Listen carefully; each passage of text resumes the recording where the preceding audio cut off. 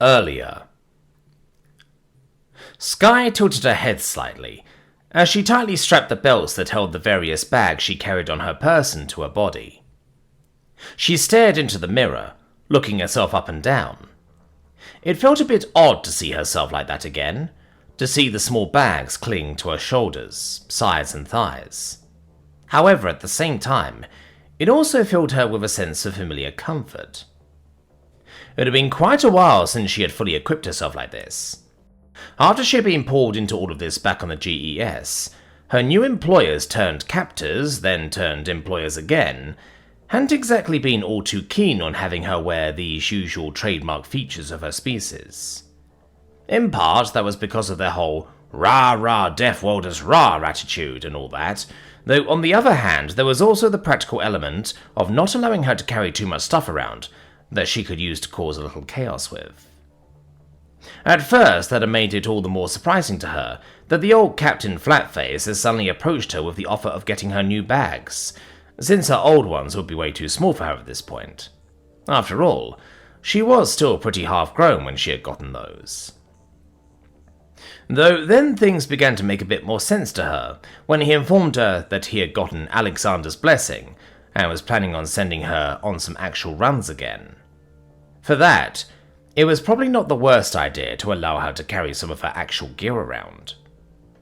Of course, she had been worried about accepting what seemed suspiciously like a gift at first, although she had accepted the idea that the new bags would instead be a form of provided equipment for the tasks he wanted her to do. Either way, she liked these new things. They were simple but stylish, with a sturdy canvas exterior that had a single flap which was closed by a metal clasp, and a nice leather belt that mirrored the one she used to strap them to her body. Ironically, they hadn't gotten these things imported from her own homeworld. Instead, they were human-made, though she wasn't going to complain about that detail, despite the irony. Apparently, those small hands could sew some really nice bags. Admittedly, she had almost felt a little worried when the captain had handed her her release gear, and she had sat down to actually fill the bags up for the first time in at least a few months. After all, she was probably out of practice, not just in using all these things, but in general. She hadn't been doing a whole lot of running since her last growth spurt, and she had also spent a long while in a hospital bed. But hey, she had always known that she was going to have to get back to work sooner or later. Good a time as any. Although... "I could have sworn I had 9 bags," she mumbled, as she ran her eyes over the symmetrically strapped appearance of her body, counting out 1 to 8, as her gaze zipped from bag to bag. Of course, could have sworn was understating it. She knew for a fact she had not only bought, but also packed 9 bags. She was rusty, but she wasn't that rusty. She began to turn her head from side to side, wondering where in the void she had accidentally set the 9th one down, before promptly forgetting about it. Didn't she put all of them in a pile after she had gotten done packing them? Her many flapped ears suddenly twitched in a wave-like motion, as the gentle sound of something large approaching her briefly interrupted her search. Figuring it wouldn't look good to seem so mussy right before her first real job in ages, she briefly put the search off and instead turned to look at the approaching captain. "I'm almost ready," she said, maybe a bit too hastily, since she figured that the man was coming to ask her if she was ready to go by now. "I just need a moment to..." Her attempt at a quick excuse ran straight into a wall, as the approaching primate lifted one of his massive hangs, allowing her missing 9th bag to loosely dangle from one of his meaty fingers by its leather strap. "Looking for this?" the captain asked her with mild amusement, lifting up one of his eyebrows as his dark eyes looked at her, though Sky could tell that none of his amusement actually reached any of his important facial features. "Damn," the young woman briefly mumbled, in a moment of quiet self-scolding before she reached out to take the last bag off the man's finger. "Where did you find it?"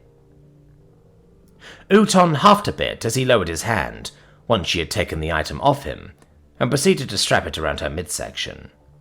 "It was on the seating area, right next to one of the pillows of a similar colour," he replied, and raised his tone slightly. "I would have missed it if the buckle hadn't twinkled so alluringly towards me." Sky's ears twitched a bit more for a moment, She knew the captain's way of speaking by now, and she knew that sort of disarming teasing. Usually it was accompanied by a gentle and amused tone of voice that she always interpreted to be meant to be reassuring, to tell whoever he was speaking to that he wasn't actually trying to chastise them. However, she couldn't help but feel like he sounded a little odd that time. He didn't quite reach that level of amusement, and instead, his voice sounded almost a little tired right now, like it couldn't quite pull itself up to reach the same heights as it usually did. Well, it wasn't all that surprising, she supposed. After all, the whole being on the run and hiding away thing had been getting to him for quite a while. Still, she couldn't help but be just a little put off by the way he came just short of actually sounding or looking amused while he teased her. "You monkeys and your shiny things," she mumbled in a half-hearted attempt of teasing back, while briefly fiddling with the strap of the last bag to make sure everything would hold properly. Uton's dark, tired eye scanned her up and down in a scrutinizing manner, as he too took her being in full gear once again in. "Remember, these people have no qualms about defending themselves at any sign of danger," he warned her in a deep command, that once again sounded more tired than actually worried to her. "Don't do anything that would give them the idea that you pose a threat to them." Sky briefly stretched herself before taking a few steps in place and shaking her legs out, clacking her hooves against the tiled floor as she brought them back down. Reaching up, she placed her hands right on the nubby remains of her removed antlers, and then slowly ran them down along her long face, following the natural pattern of her fur until gliding her fingers off the tip of her nose along with a long exhale. "Don't worry," she said, in a tone that was both a little annoyedly dismissive and a little reassuring. "I'm not looking to get shot today." Getting too closely acquainted with the kind of cartridges those guns of theirs were shooting was definitely not on her to-do list. She was dedicated to her work, especially after getting a payment as nice as these bags in advance, but not that dedicated. If things got to the point where she felt like dropping everything and just standing down was her best option to get away in one piece, she was definitely going to take it. After all, payment for work wasn't worth much if you died for it. Can't wear these nice bags wherever she'd end up. And this cause of his wasn't exactly one she was willing to die for. "I'll be careful," she assured one more time, after her last once-over in the mirror showed her that everything was in order. With that, she turned to try and move towards their agreed-on exit that would hopefully allow her to slip out unnoticed before things would get too well protected. However, she was stopped in her tracks as the primate reached out and grabbed her upper arm with one of his large hands. With her ears twitching yet again in mild surprise, and a hint of nervousness at his odd behavior, Sky turned her head slightly so the eye on the proper side of her head could look down at the man on all fours, or freeze right now. Uton sighed. "Just a moment," he said, before letting go of her arm again. Sky nodded and turned fully towards him while the man slowly pushed himself into a bipedal stance. Standing at his full height, it was suddenly him who had to look down at her as his face turned serious. He moved his arms behind his back, his tail curling up into a spiral as he basically stood at attention. "Although I have led people through both peace and war, this may just be one of the most dangerous tasks that I have sent anyone on," he said loudly, his tone as serious as death. "I know that you may not care, but still, it is important to me. I wanted to assure you that you are no less brave than any of the soldiers I have commanded in my career. And I want you to know that you, no matter what you may be told, deserve the same level of respect as them." With that, he raised his right arm into the Cimarescus version of a salute, meaning that he raised his upper arm to be aligned perfectly straight with his shoulder, while bending the arm itself to bring his closed fist right back to that shoulder, all while keeping the other arm behind his back. Sky blinked in confusion as she watched it all unfold. She was a bit baffled by the sudden display. However, the utmost serious expression on Captain Uton's face held her back from making any comment about it right away. Despite all her feelings that his earlier tones and expressions had been put on, this one seemed to be about as genuine as could be. Perhaps that had actually been the reason for his earlier weirdness. Did the old man actually feel bad about any lack of respect she had gotten? Well, he did have one girl run off on him, so maybe he wanted to make up for whatever he felt he had done wrong with her now. It wasn't really working, but for once, Sky felt like it would probably be best if she didn't rub that in the man's face.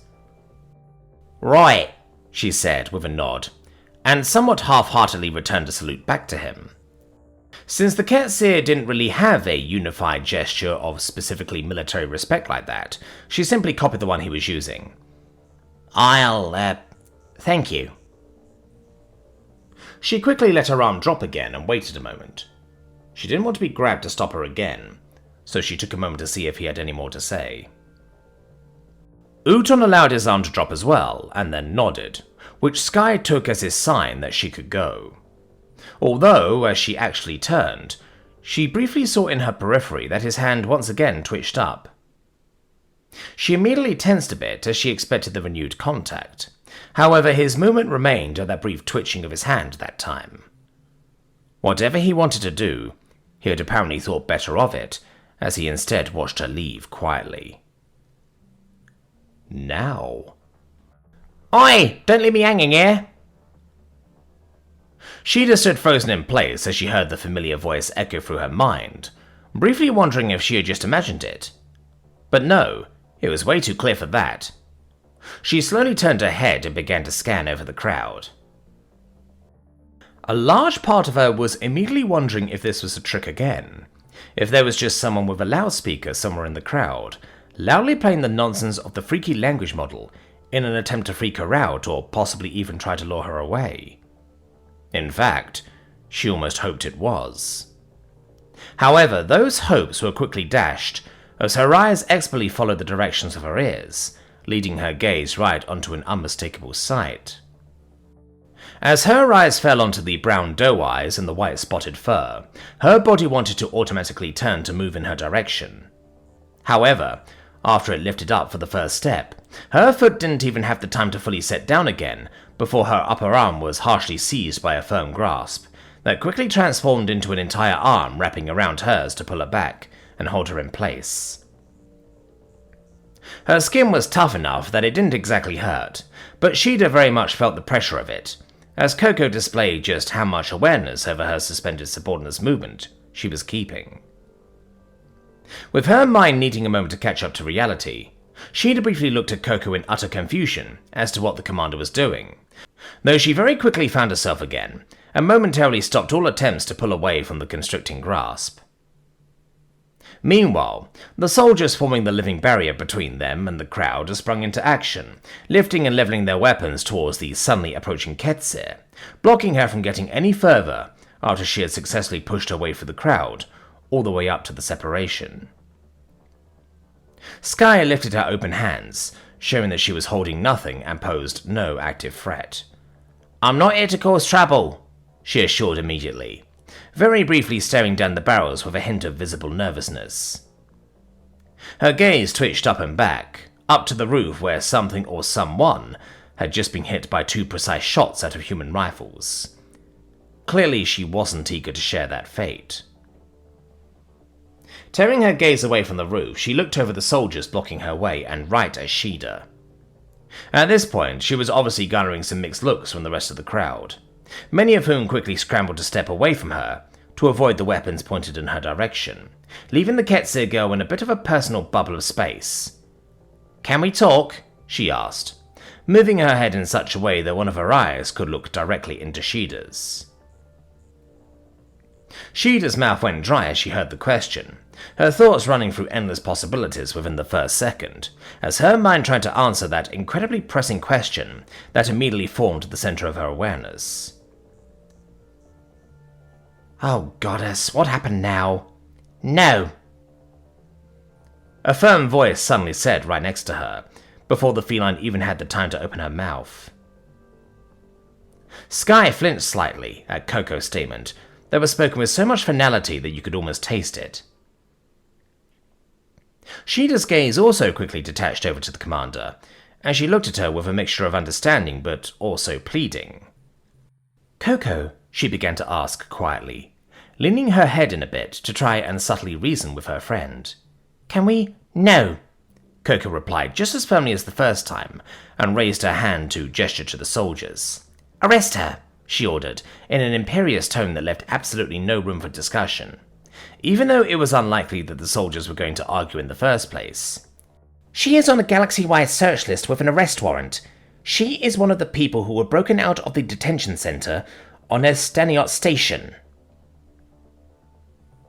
She clearly only said that last part out loud for the benefits of the many cameras that were still pointed in their direction, obviously feeling like it was better to not leave it to the reporters to reveal that information to the masses at home. Sky looked a little shocked at the immediate arrest order, looking down at the now encroaching humans telling her to behave calmly, with a mild sense of danger before moving her gaze back towards Shida. "Oi!" she said, as she once again sought eye contact with the feline. "You told me I could come to you if I had problems with the old man." Everything within Shida tightly constricted at those words, as she watched how the first soldier asked Sky to lower her arm, so that he could start to restrain her.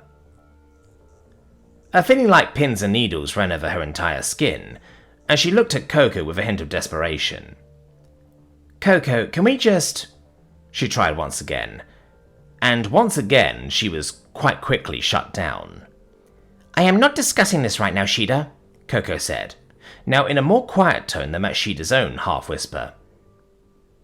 Although the statement was still very firm, Shida could detect a very faint hint of lament just behind her words. "Now stand down." Shida's jaws clenched a bit, and her lips pressed tightly together. She knew Coco had very good reasons for the order. In fact, a big part of her knew that Coco was absolutely in the right, and in any questioning or debate, she would not have disputed that fact. I really need to tell you something," Sky spoke up again. She tried to keep her voice steady, though it was still filling with mild distress, as her arms were seized and restrained behind her back. With an intense sting somewhere in the back of her mind, Shida once again began to walk to the girl, straining against Coco's hold as she moved with purpose. Coco's grip on her arm tightened as she attempted to pull her back. "What are you doing?" the commander asked in a hushed hiss that sounded like she was beseeching the feline to stop without actually saying it. "I want to hear what she has to say," Shida replied, and pulled a bit harder, which caused Coco to have to stem her feet into the ground to actually stop her from proceeding. "It will just be a second. They don't even have to take the cuffs off." Sky was right. Shida had told her she could come to her, and if something had actually happened with Uton, she would have to make sure that the girl was all right. A feeling of responsibility sat deep in her gut. She had allowed him to get away once again. If he had done something now, that would be on her. She had to hear it. Coco's eyes widened slightly, and she gave Shida's arm a decisive yank. "I gave you an order. Ah!" she began to say in that same hushed tone, though before she had fully finished the sentence, Shida had pulled herself free from her tight hold with a single movement, nearly taking the commander off her feet in the process. Coco was deceptively strong for her stature, but in a contest of raw strength, Shida still had her easily outmatched. "Well, I'm suspended anyway," she gave back, in a moment of spite that bubbled up from deep within her. She regretted it almost immediately afterwards. However, she bit her cheek and kept pushing forwards, hoping she could apologize for it later. She moved her gaze back up to Sky as she resolved to quickly move over to her, seeing that the humans were now beginning to take the bags around her thighs off of her to check them. She tried to seek contact with the girl once more, wanting to look at her reassuringly as she approached, though that attempt was quite harshly interrupted, as she suddenly felt every muscle in her body tense up, forcing her to freeze where she stood. Just a small feeling of pressure sent electricity throughout her entire body in an instant, starting in the middle of her tail, and spreading out from there like a wave of restraining emotions that put her into a complete lockdown for a brief moment. After about a second of her brain turning into error, movement not found, the secondary part of her tail reflex fired up as her tense muscles shot her body around, her fingers flexing to extend her claws, while her arm shot up to just swing at whatever had grabbed her. The whole movement proceeded within less than a breath, though for Shida's immediately stress-riddled brain, that was enough to see Coco standing behind her with an unhappy but determined expression, having one hand firmly clasped around her tail while she raised her other arm defensively to react to the incoming swipe. It seemed like time froze for a moment as their gazes met. Shida could see deeply into Coco's jade-green eyes. In them, she could see the resolve behind the commander's action, but she could also see that she was anything but happy about it. How uncomfortable it made her. As her eyes made contact with what must have been quite an instinctively wrathful gaze of the feline, it seemed like Coco clearly knew that she was crossing a line here, but that she was also determined to not let that stop her from doing what she felt was important right now. Bringing all of her willpower into an act of so much effort that it actively hurt her muscles to do so, Shida forced her movement into a dead stop, halting her swipe in mid-air before it had the chance to get anywhere close to endangering the commander, despite her raised guard. The stop was so sudden that a bit of a jerk went through Shida's body, as the remaining momentum had to go somewhere, and she grunted slightly at the feeling of her fibers creaking under the pressure. Coco looked at her for barely half a second after she stopped her attack, before swiftly letting go of her tail and jolting forwards instead, wrapping her arms firmly around Shida's body in a tight embrace that was very clearly meant to not be quite so easily shaken, both physically and emotionally. Shida stood frozen with the commander clinging to her for a bit longer, both because she was still suffering the after effects from fighting against her body's automatic responses, and because she needed a bit of time to fully process everything that was going on. Her brain was stuck in a deadlock. She didn't know if she should be angry, try to pull away again, just stand there and surrender, or maybe hug her back. Before she was forced to reach a decision, it was taken out of her hands when one of the soldiers in the process of arresting Sky suddenly released a mild sound of surprise before quickly and loudly shouting, "Everyone back! Back off!" Their brains kicking into action simultaneously, Shida and Coco synchronously shot around to see what was going on, quickly seeing 3 of the soldiers wave their arms to try and herd the crowds to make some space, while another one, presumably the one who had just yelled, very carefully lowered one of the bags they had taken off Sky to the ground. Once he had it sat down, he also took a few steps back before reaching down to his hip for his sidearm. Aiming it, he glanced around for a moment, making sure that everyone around had made some adequate distance with a tense expression on his face, which very clearly showed that he didn't want to waste a second too much waiting. Before she knew it, Shida also felt herself being pulled back. She didn't resist that time, walking backwards while keeping her eyes on the bag and the soldier, only briefly glancing over to Sky, who was being led away by the restraints on her arms. Once he finally felt that he had enough of a safety range around him, he loudly yelled, "Firing! Cover your ears!" With that, he pulled the trigger of his handgun, filling the open space with the deafening sound of the shot while hitting the bag right in the middle, causing it to jump and roll from the force of the impact under the sound of metallic crackling. A collective flinch went through the crowd as everyone scrambled to quickly protect their hearing, except for poor Sky, whose hands were still bound, which meant she had to take the full brunt of the shot's explosions. The human, not seeming quite satisfied with just the first shot, fired 3 more large holes into the bag before he took his finger off the trigger and lifted his gun away from it. At this point, it had covered quite the distance from jumping and rolling at the bullet's impacts.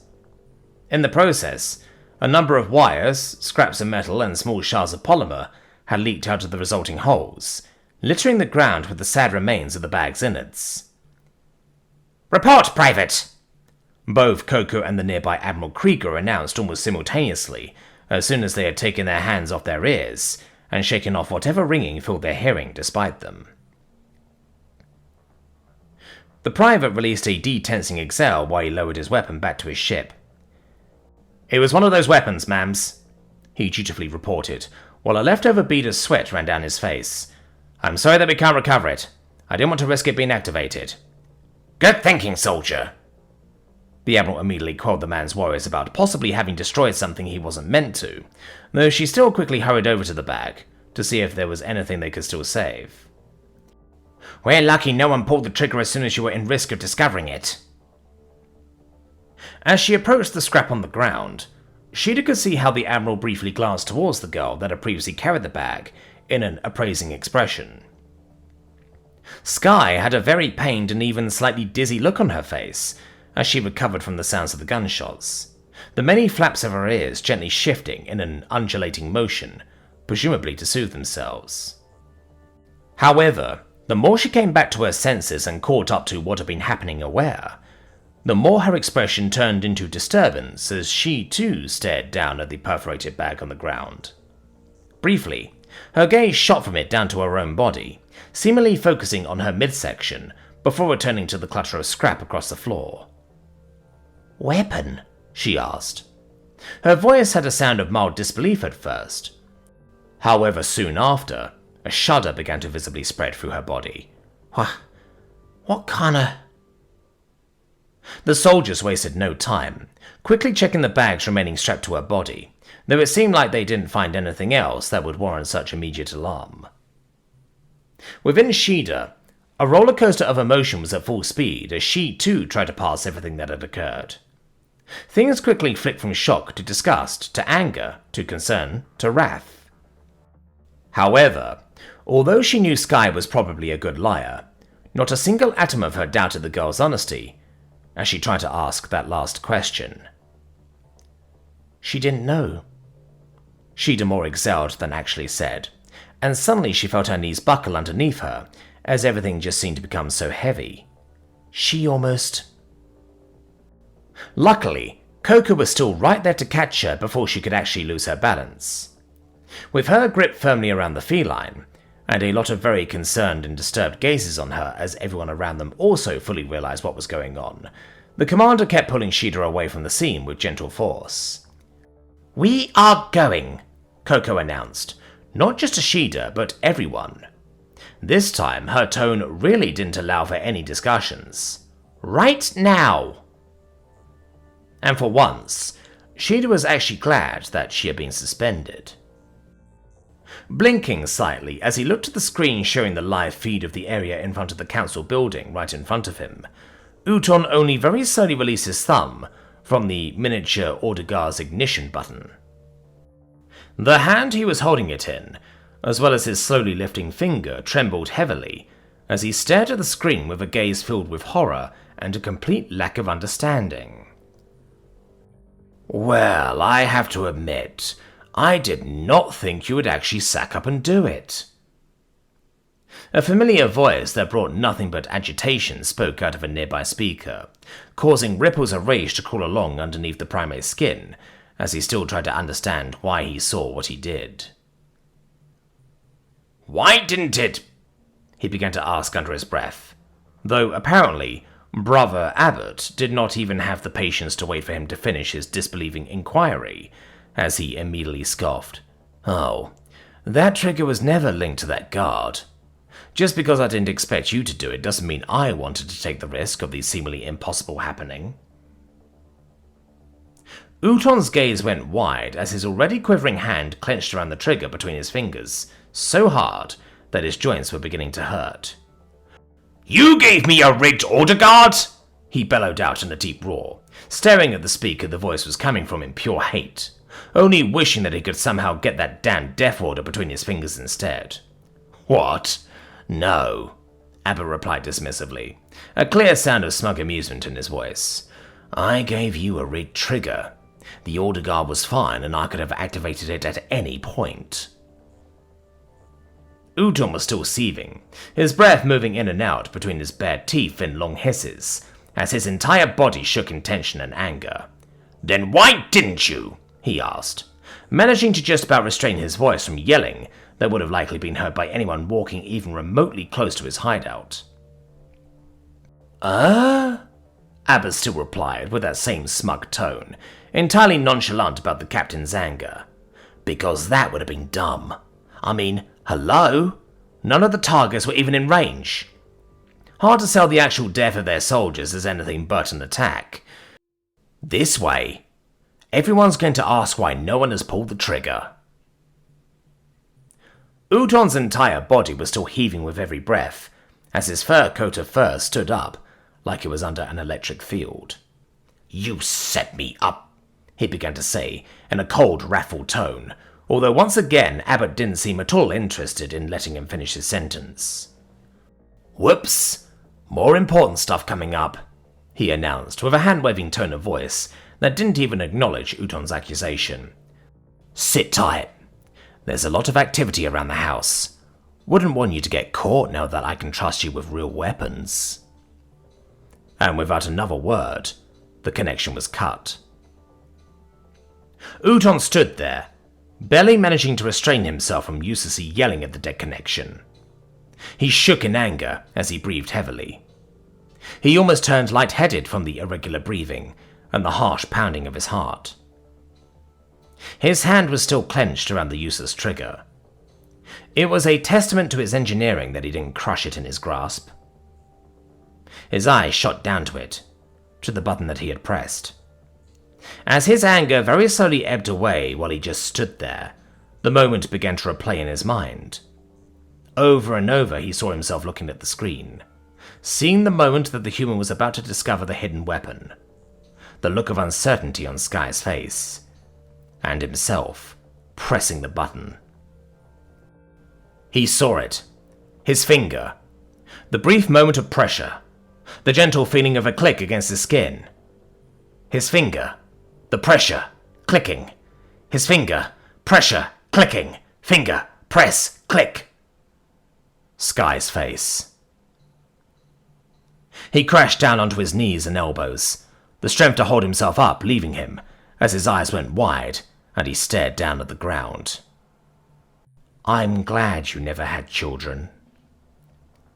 It echoed through his mind over and over, the sound bouncing back and forth within his skull, slowly increasing in intensity, doubling and tripling as if to taunt him. His jaws trembled as he looked down at the trigger still in his hand. His eyes were wide as they could be as he stared down at the weapon, his gaze quivering and unsteady, as he could do nothing but fixate on that damned, rigged, useless symbol of destruction. With his arm still trembling heavily, he slowly lifted the fist that he was holding the trigger with. Despite the trembling, he slowly lifted his thumb in a very deliberate motion and... click. Obviously, nothing happened as he pressed the button down again. Slowly, he lifted his thumb off it again and... click. Nothing again.